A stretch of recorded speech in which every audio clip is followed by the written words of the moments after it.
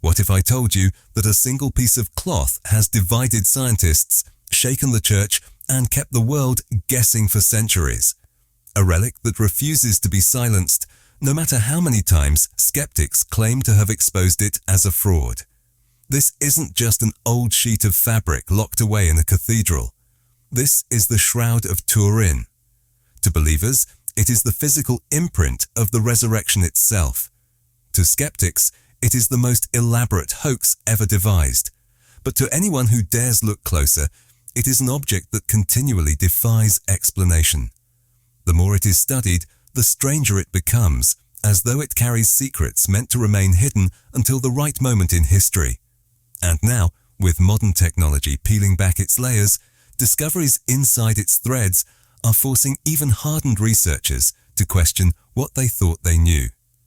Make sure to like this video and subscribe right now, because what comes next will leave you stunned. Before your eyes even settle on its faded outlines, the shroud already defies reason.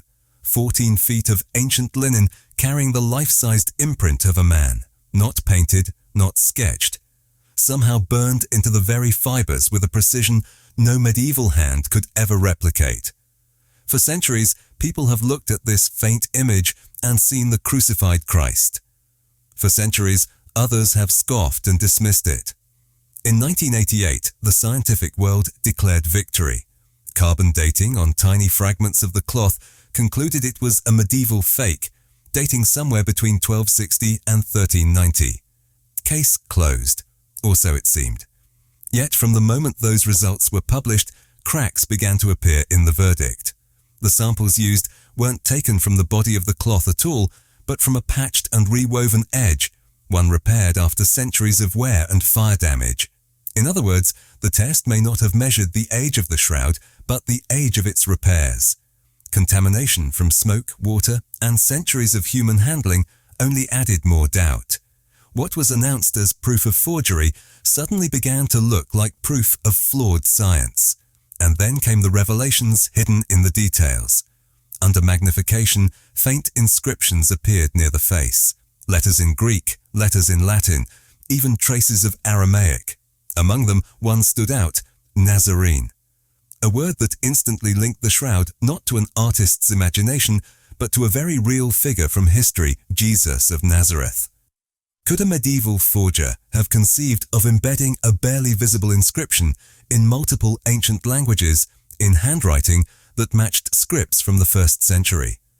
Could anyone have risked producing a relic that bore Christ's image yet failed to glorify him with the ornate symbols medieval Christianity demanded? Skeptics themselves admit no counterfeiter would have created something so dangerous, so stripped of symbolism, so easily condemned as heretical. Yet the cloth exists, and it carries a message that no one can fully explain. The earliest written clue to such a relic comes not from medieval Europe, but from the Gospels themselves. The book of John doesn't just describe the empty tomb. It describes linen cloths left behind after Jesus rose. For believers, the connection has always been obvious. Could this be one of those very cloths preserved against all odds for 2 millennia? The first time the world officially saw the shroud was in 1355, when a French knight, Geoffrey de Charny, displayed it in the tiny village of Lyre. Pilgrims flocked to see it. Almost immediately, it was attacked. The local bishop, Pierre d'Arcis, denounced it as a painted forgery and even accused an artist of confessing to the hoax. The church itself seemed hesitant, neither declaring it authentic nor dismissing it outright. And yet, the cloth refused to disappear. It resurfaced again and again, each time drawing crowds who were convinced they were staring at the very witness to Christ's suffering and resurrection. By 1986, the Vatican placed it under tight protection inside Turin's Cathedral of St. John the Baptist, where it remains guarded to this day. The more it was hidden, the more it captured imaginations, until it became one of the most studied objects in human history. But the shroud story took a violent turn in December of 1532.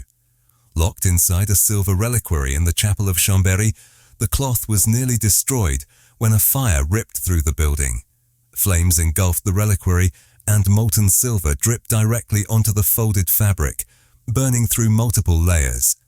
The monks who guarded it rushed into the inferno, dousing the fire with water and saving what they could. The shroud survived, but scarred, seared, and forever marked by that night. It bears the triangular burn marks to this day, and some now believe that this disaster might have altered not just its appearance, but its chemical signature. The smoke, the scorching heat, and the flood of water could have permanently shifted the carbon levels in the fabric. So when scientists centuries later tested those scorched threads, they weren't measuring the age of the shroud at all. They were measuring the scars of the fire. A relic nearly lost may have carried forward its own false condemnation. After the fire, the shroud was moved to Turin, where it has remained ever since. It has been handled, repaired, displayed to massive crowds, and locked away for decades at a time. Yet no matter how many times it is examined, one question remains unanswered. How was the image formed? Modern science has no explanation. It is not paint, it is not ink. Under ultraviolet light, it behaves like a scorch, but no fire, no chemical, no laser has been able to reproduce its peculiar depth and subtlety. The image carries three-dimensional information embedded into its very fibers, as though it was created by a burst of light radiating from a body. A medieval forger working with brushes and pigments could not have conceived of this. Even with the technology we have today, no one has been able to recreate it. The image is, quite literally, unique in the world, and so the mystery only thickens. Every test, every scan, every so-called explanation adds more questions than answers. The shroud has been called a fraud, a relic, a curiosity, even a miracle. But none of those labels have ever cracked its silence. Then came a physician who decided to look at it differently. Dr. Gilbert R. Lavoie spent more than 2 decades not just studying the cloth with science, but reading it through the lens of anatomy and scripture. To the naked eye, the figure on the linen looks like a man at rest, arms crossed, eyes closed, body stretched flat. But Lavoie caught details others missed. The hair, for instance, didn't flow backward along the surface as it should have if the man were lying down. Instead, it fell straight down, on both the front and the back of the head, as though gravity were pulling in 2 directions at once. To test his suspicion, Lavoie placed volunteers on glass tables, replicating the posture of the figure on the shroud. Every time the hair shifted against the surface, flattening and spreading. But on the shroud, the hair stayed as though the subject had been upright. The shoulders too bore clues. Instead of the natural compression of a body lying flat, the contours showed the anatomy of someone suspended, as though the figure was hovering in mid-air. Bit by bit, the evidence mounted. This wasn't the imprint of a man who remained lifeless on a slab. The body seemed weightless, defying the laws of posture and gravity. To Lavoie, the conclusion was inescapable. The cloth wasn't documenting a corpse. It was capturing a moment of transformation. It was the very instant of resurrection, frozen into linen fibers. And if that were true, then every stain, every particle on the cloth was more than a trace of suffering. It was forensic evidence of a story written 2,000 years ago. Another researcher, Dr. Joseph Kolbach, focused not on anatomy, but on the microscopic dirt embedded in the fabric. When he examined the particles under analysis, he found a stunning match. The limestone dust clinging to the shroud was identical to the type found in Jerusalem, specifically near Golgotha, the site where executions took place, and the Damascus Gate, the path where prisoners carried their crosses. This was no ordinary limestone. Its chemical signature matched Jerusalem's unique geology. Even more telling were the locations where the dirt appeared. Around the knees, across the nose, on the shoulders, as though the man had stumbled repeatedly, grinding into the stone streets. The pattern told a story. The body collapsed under weight, knees striking the ground, shoulders scraping against the rough earth. Blood mingled with dust at the points of impact, marking where the head fell. Every stain matched the account passed down in the Gospels, not as artwork or symbolism, but as raw physical evidence embedded in stone particles. The trail of dirt became the trail of suffering, and the suffering itself became evidence of a journey that turned agony into the most sacred of stories.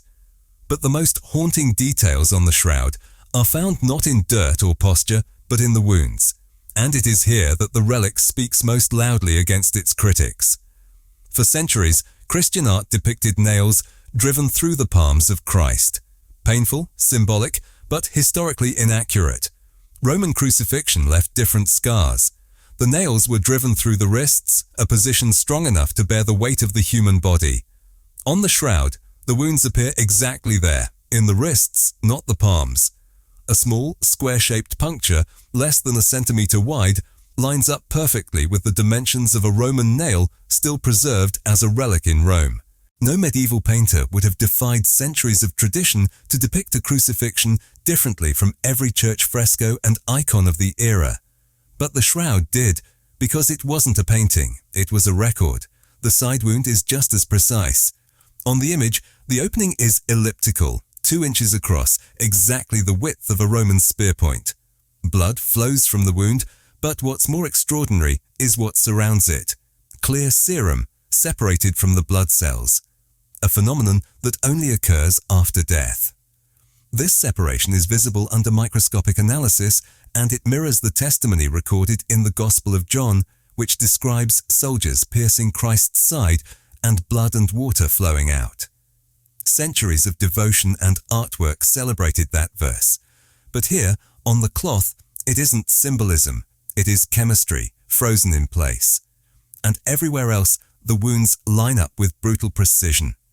The scourge marks across the back and chest, shaped like the tips of a Roman flagrum whip. The thorn-like punctures across the scalp, consistent with a crown pressed deep into the skin. Trails of blood that flowed in gravity's direction, first while upright, then again as the body shifted. These details are too raw, too medically exact, to have been the work of an artist. They tell a story that only the body itself could have written. The shroud doesn't just carry the image of a man. It carries the forensic record of crucifixion, trauma, and something else. Something that refuses to fit into the boundaries of science or skepticism. A posture that suggests the body was suspended, hair that defied gravity, dirt from the very streets of Jerusalem, wounds that align with Roman execution practices rather than medieval imagination. And then, under the microscope, came a discovery no forger could have ever planned. Pollen. 49 distinct types were embedded deep within the fibers. 33 belonged to plants native to Palestine. 3 were so rare, so geographically specific, they could only be traced to the hills around Jerusalem itself. These weren't props a medieval European could have faked. They were living fingerprints of geography. Even more striking, the pollen matched the exact springtime bloom described in the Gospels, anchoring the cloth not in legend, but in the very soil and season of Jerusalem. But the details did not end there. Careful study revealed faint circular shapes over the eyes of the figure, shapes that had once been dismissed as damage or shadow. But under enhanced imaging, they began to take on detail, outlines resembling coins. Coins that could be matched to those minted under the rule of Pontius Pilate himself between 2 BC and 33 AD. The markings on the impressions corresponded to letters and symbols found on known Pilate coins from that narrow time frame, and their very placement over the eyes was not random. In Jewish burial customs of the period, objects were often placed to close the eyes of the deceased. The shroud carried the imprint of that ritual frozen into its threads. It was a burial practice no medieval hoaxer would have even known, much less been able to replicate with such accuracy. The dimensions of the cloth itself only deepened the enigma.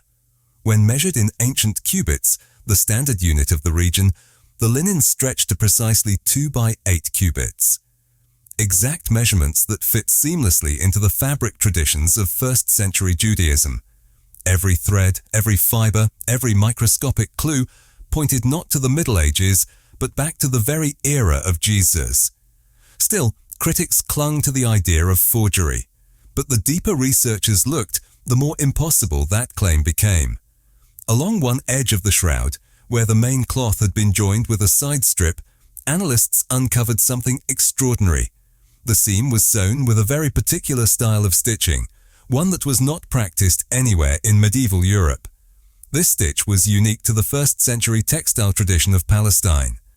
Experts in ancient weaving confirmed that the technique matched samples excavated from the ruins of Masada, the Jewish fortress that fell to Rome in 70 CE 73 AD. It was a form of craftsmanship lost long before the shroud ever surfaced in Europe. A medieval forger could not have invented it. He would not have known it existed at all. This tiny detail, a few inches of stitching hidden in the fabric, carried a staggering implication. It meant the shroud was not a product of Gothic Europe, not the handiwork of a clever artist trying to dupe the faithful. It belonged to a time and a place that aligned precisely with the burial of Christ. Even the placement of the wounds on the figure contradicted the assumptions of a forger. Artists of the Middle Ages consistently showed nails piercing through the palms, yet the shroud bore them in the wrists, anatomically accurate to Roman crucifixion practices, but centuries removed from the iconography of medieval art. A hoaxer would have catered to the expectations of the faithful. The shroud did not. It recorded what truly happened, whether people were ready to accept it or not. And then there are the stains. To the untrained eye, they appear as blotches of discoloration. But to medical examiners, they are the language of suffering written in blood. Across the forehead, across the scalp, trails mark where sharp thorns had pressed into flesh. The whip marks streak across the back and chest, the distinctive pattern of the Roman flagrum, its weighted tips tearing into skin. The wrists show the square punctures of nails, the feet marred by the same. The side wound, elliptical in shape, matches precisely the dimensions of a Roman lance. Blood flowed, but not alone. Microscopic study revealed a separation of blood cells and serum, a sign of trauma inflicted after death. The Gospel of John describes a soldier piercing Jesus' side, blood and water flowing forth. On the shroud, it is not poetry, not symbolism.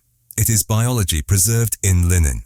Every mark tells a story: the bruises, the falls, the scourging, the crown of thorns, the nails, the spear. This is not an artist's interpretation.